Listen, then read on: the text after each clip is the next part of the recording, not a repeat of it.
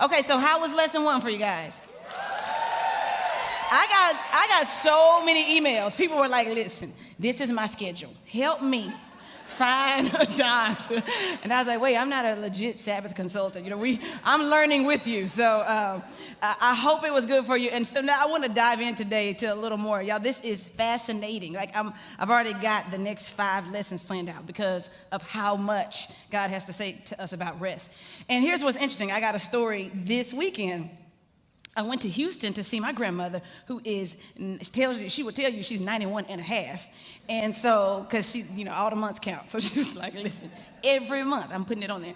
So she'll be 92 in December, but we went to Houston to see her. And while we were there in Houston, Texas, in the summer, her AC went out. I need you to feel it. I needed you to feel it. It's like the equator rose up through the floor and just sprayed a hot fog over everybody. And it was like, it's so hot. It's hot here, but in Houston, it's humid and hot. So if you're from anywhere south of here, Houston, Louisiana, you know what I'm talking about. You just walk around sweating. And so as soon as the AC went out, we were talking. It's like, wait, what happened? Because you know how in a regular house, the AC hits a temp and then it turns off? That don't happen in Houston. It's just working the whole time. So when it goes off, you feel it like in the next 5 minutes. So the AC went out, y'all, and we sitting there trying to be holy and godly. And my kids are hot. They're like, it's hot. Joe was like, my hands are sweaty. And I was like, I know. Everything's sweaty. My eyelids are sweaty. Everything was sweaty.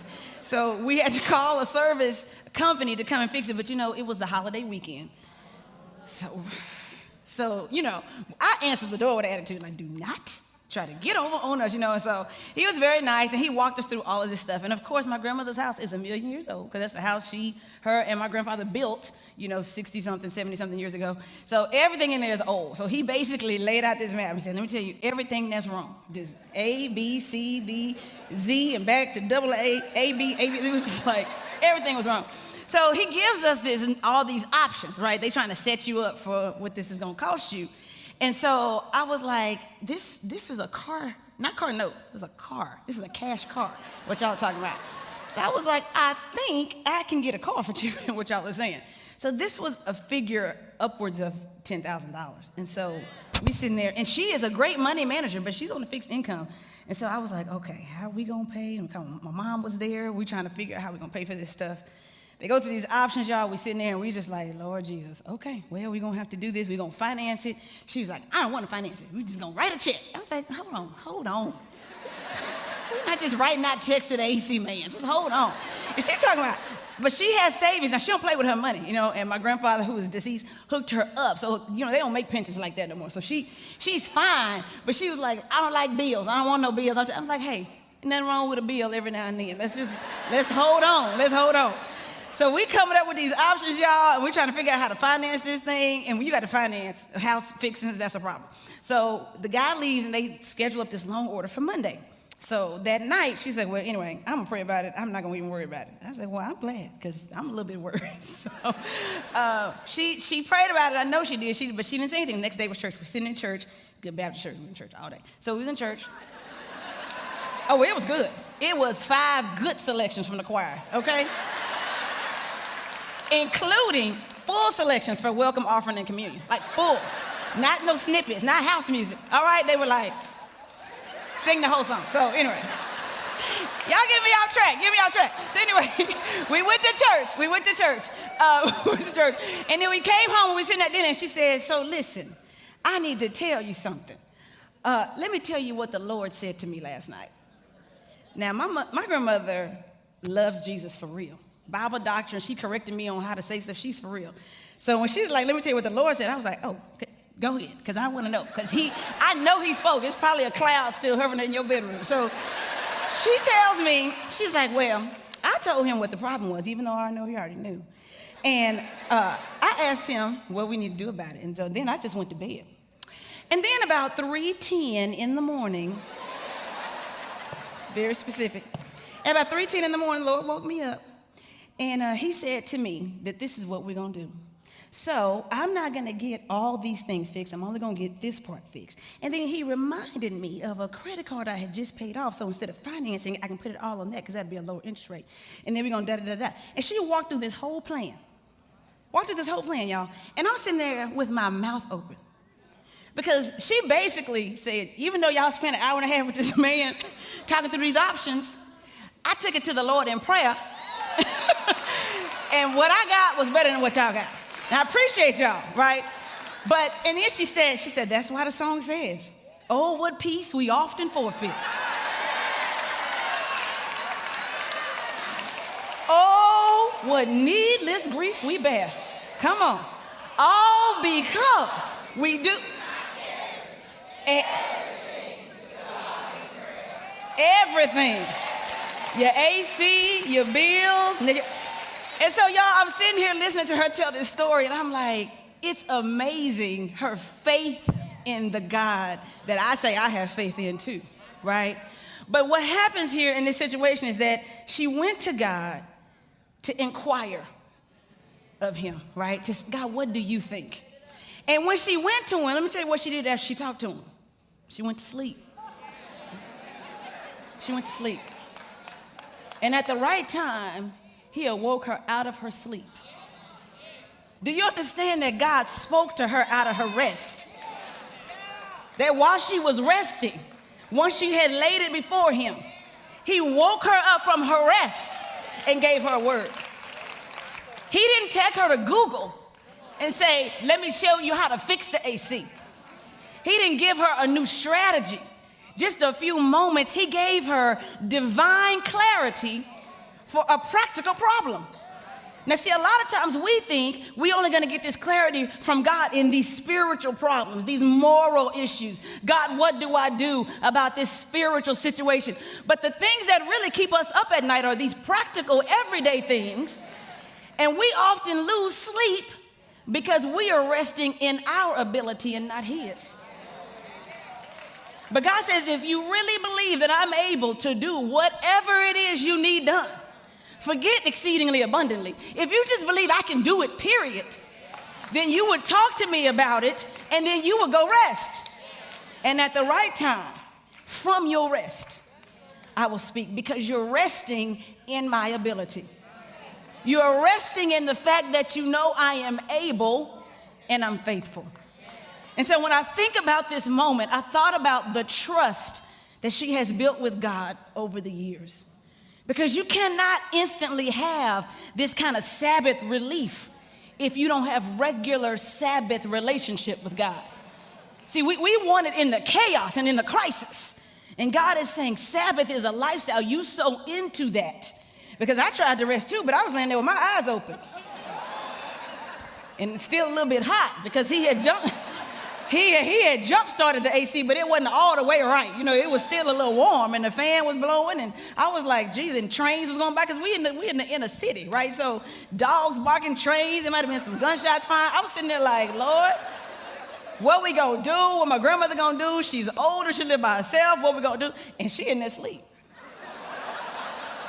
And probably about the time I fell asleep, she was getting up, but I fell asleep without any answers. She was waking up with some answers, because God was speaking to her. And so he brought this story to my mind because today I want to talk to you about what it means to rest in his ability. I think one of the reasons that Sabbath eludes us and we cannot find ourselves in true rest is because we're trying to rest in our ability and not in God's ability. And if you're going to have true Sabbath rest, you have to believe that he can and he will do it, whatever it might be. See, your ability actually creates anxiety. When is the last time on your own you tried to solve a problem? Just think about how that went. Did that feel like a vacation? You were like, I got 12 things to solve. This is going to be a great day. No. You probably did all kinds of things. You probably did not sleep well, and we're stressed out. We lose sleep when we rest in our ability. We respond out, not in love to the people around us. We stress eat, and we stress drink, and we stress sleep, and we stress cuss, and we stress everything else. And we blame it on the stress. You're like, I'm stressed, I got a lot on my mind, you know. And so the truth is, you've got all these things that you're trying to wrestle with. and you take on the weight of the world, you're trying to strategize and solve and fix. And how often do you really say, God, I'm going to give this to you, and because I've reached the end of myself, I'm going to rest? Because Sabbath is about a regular reminder that we are dependent on God, that we are limited, that we are finite. But we think when I see the wall, when I feel the wall, when I hear my limitation, just push through. I need to just push through. And God's like, no, you need to sit down. You're not going to get a better insight on the other side of your limitation. That don't even make sense. That doesn't even make sense. You're not going to get a new clarity and when you are your only resource. So I want to remind us today and challenge us that Sabbath only comes when we're able to rest in God's ability. Now, last time we were together, we talked about 3 important things we need to actually rest in Sabbath, and that's God's ability, God's authority, in our adoption. And the next 2 times we'll talk about adoption and authority. But tonight I want to talk about what it means to rest in God's ability. Now, we see a perfect example of this in Exodus 16, because the children of Israel were a little bit cray, and we're not speaking from judgment. We're speaking from a place of understanding, because we know we would have done the same thing. But we're going to be in Exodus 16 tonight and a couple of other places, and I just want to set this up, what it looks like to really rest in God's ability, or how it can work against us when we don't. So Exodus 16, here's what's happened. The children of Israel have been wandering, and I'm going to just read the first 5 verses to you and then skip down to kind of our main passage. Exodus 16, 1 through 5 says, Then they set out from Elim, and all the congregation of the sons of Israel came to the wilderness of Sin, which is between Elim and Sinai, on the 15th day of the 2nd month after their departure from the land of Egypt. The whole congregation of the sons of Israel grumbled against Moses and Aaron in the wilderness. The sons of Israel said to them, Would that we had died by the Lord's hand in the land of Egypt, when we sat by the pots of meat, when we ate bread to the full. For you have brought us out into this wilderness to kill the whole assembly with hunger. They were a little dramatic, but we get like that. Verse 4, Then the Lord said to Moses, I think that's what the Lord said. These people right here, no. Says, Behold, I will rain bread from heaven for you, and the people shall go out and gather a day's portion every day, that I may test them. Y'all say test? Yes. All right. Sometimes we need to know that it's a setup. All right. That I may test them whether or not they will walk in my instruction. On the 6th day, this is verse 5, when they prepare what they bring in, it will be twice as much as they gather daily. All right, now let's fast forward. Aaron goes and tells the congregation. Aaron and Moses repeat all this to the congregation. Now, in verse 13, here's what it says. So it came about at evening that the quails came up and covered the camp. Now, I just wish I could see that. Just fowl coming up. Talking about dinner, it's chicken. It's 2 pieces out there for everybody. Quail basket, everybody gets some. You get a quail, all right? So verse 13, so it came about at evening that the quails came up and covered the camp. And in the morning, there was a layer of dew around the camp. When the layer of dew evaporated, behold, on the surface of the wilderness, there was a fine flake-like thing, fine as the frost on the ground. When the sons of Israel saw it, they said to one another, What is it? For they did not know what it was. And Moses said to them, It is the bread which the Lord has given you to eat. Now, here's the next few verses. They're important. Verse 16 says, This is what the Lord has commanded. Gather of it every man as much as he should eat. Take an omer apiece according to the number of persons each of you has in your tent. Y'all, God was specific. He had measurements. He knew how many people you had. He had the head count. He's like, if you take what you're supposed to take, everybody be good, right? The sons of Israel did so. Some gathered much, some gathered little. But it didn't matter because he had all the math worked out. Verse 18, when they measured it with an omer, he who gathered much had no excess, but he who gathered little had no lack. Every man gathered as much as he should eat. Verse 19, Moses said to them, Let no man leave any of it until morning. But they did not listen to Moses. And some left part of it until morning, and it bred worms and became foul. And Moses was angry with them. Then they gathered it morning by morning, as every man as much as he could eat. But when the sun grew hot, it would melt. So we have the children of Israel. They've been delivered from Egypt. That ain't enough. And they're also hungry. So God is like, cool, let me provide, because they are complaining. They're comparing Egypt to where they are today. So God provides, and here's the first mistake they made. And here's our first point for tonight, some things you need to know as we're learning how to rest in God's ability. You cannot second-guess God and live a Sabbath lifestyle. You cannot second guess God and live a Sabbath lifestyle. Second guessing God makes Sabbath impossible. Verse 19, Moses says to them, let no man leave any of it until morning. Leave how much? Any of it until morning. Verse 20, but they did not listen to Moses, and some left part of it till the morning. It bred worms and became foul. He's trying to tell them, hey, God has got you. You don't need to hoard, okay? Just don't leave any of it because God is going to provide for you. He's trying to explain to them that they need to trust God. But what do? They hoard it and they take it and it goes bad. And I thought, how many times has God given me some extra? I didn't ask him what he wanted to do with the extra. And all of a sudden, I had some bills that matched the extra. Or I had some expenses that exceeded the extra. Or maybe he gave me extra time or extra resources or extra anything. And somehow, because I did not offer it back up to him and I kept it to myself. Have you ever found yourself having some extra? And when you think you know what to do with it, you're like, oh, this must be from the Lord. All the extra might be from the Lord, but you got to give it back to the Lord to know what he wants you to do with it. If not, the worms of life will eat it up. And you can find yourself in a bigger hole than you had before you even had the extra. He's saying, I need you to know that God has got you. They did not believe God would provide in the current situation because they were not convinced of his last provision. Hear me now. They did not believe that God would provide in the current situation because they were not convinced of his last provision. They complained about not being in Egypt because they said, at least we would have had pots of meat. We would have had bread. They complained where they were, delivered free, not slaves anymore. They complained. And so because they could not see that coming out of Egypt was actually God's provision, they could not recognize what God's provision was in the current situation. So they see the manna and they say, what is it? Because there are some of us here who are not convinced that God provided for us the last time. And so when he's trying to show us a new thing, we can't even see it. We're like, what is it? It just passes us by because we're not convinced that he's been a provider all along. Some of us have been in situations that felt comfortable at the time. And they were like Egypt, and you had bread and you had meat, but you didn't realize you were in slavery. And God set you free from that thing. And maybe now you're a little hungrier, but you're free. And so you don't see where you are today as provision. So when he provides more, when he provides in a new way, and he's got manna before you, you don't even recognize it because you're still bitter about the last thing that you think didn't work out the way you wanted. They could not see the food that God was giving them today because they weren't thankful for what he did yesterday. See, Sabbath, you can't have Sabbath if you don't have gratitude. You still mad about the job loss and the divorce and all the things that went wrong. If you don't think that even the most painful thing in your life was not still somehow God's provision, you will miss what he's providing for you today.